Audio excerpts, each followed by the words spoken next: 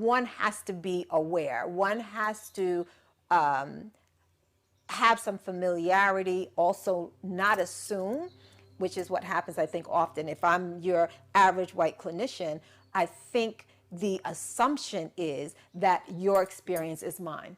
And it's kind of the dominant theme in our world. When you look at TV, when you look at the news, there are certain narratives around certain people, and we subscribe to those narratives. And that comes into the therapy room as well. And so I think when it comes to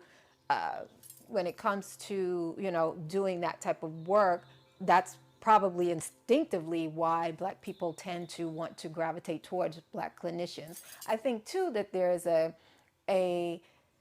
I'm going to say a healthy paranoia around the seeking help. Help seeking can be potentially dangerous for Black people. There's a history in this country of how we've been experimented on, and there's the history that we know, and there's history that we don't really know about, and so that's real. And so I think a big fear for many people also, whether it's logical or not, a big fear is, I don't want to put something out there that can be used against me. The problem is there's need, there's a demand, but there is not the comparable availability of providers to be able to fulfill the demand. And so I do get a lot of calls myself, specifically because people are looking for, I want to work with a Black clinician. And so, and naturally so, people want to be able to connect with people who understand. The studies do bear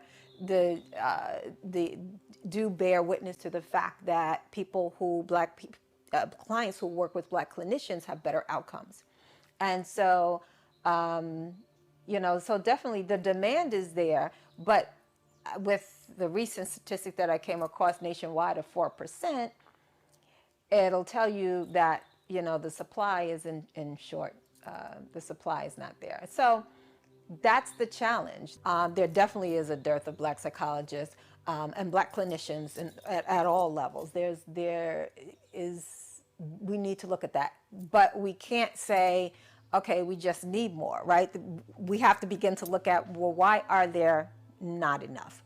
Why are there so few? And so to look at that, or to begin to have that conversation, you've got to begin to look at educational programs, because that's the pipeline through which how we get to where we get to. And so often, even from the undergraduate level, there are many barriers or obstacles that Black people experience being on a college campus, feeling comfortable on a college campus. Many Black people, I've read recent reports saying they don't feel comfortable, they don't feel at home. And so where I feel alienated, I don't thrive, I won't do well. And so I won't have the full experience, I won't fully access, I'm just going to stay in the corner. And that's kind of what we're seeing a lot on these college campuses. Very few Black students will access the counseling centers. And so when you have those patterns, you're going to have less success. The educational system that we currently have is designed for those who are privileged. It's designed for those who can just go to school. I can totally devote my life to being a student.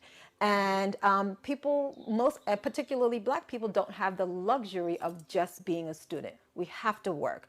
We may have families that we have to feed. We may have families that we belong to that we have to help to put into the pot to help us live.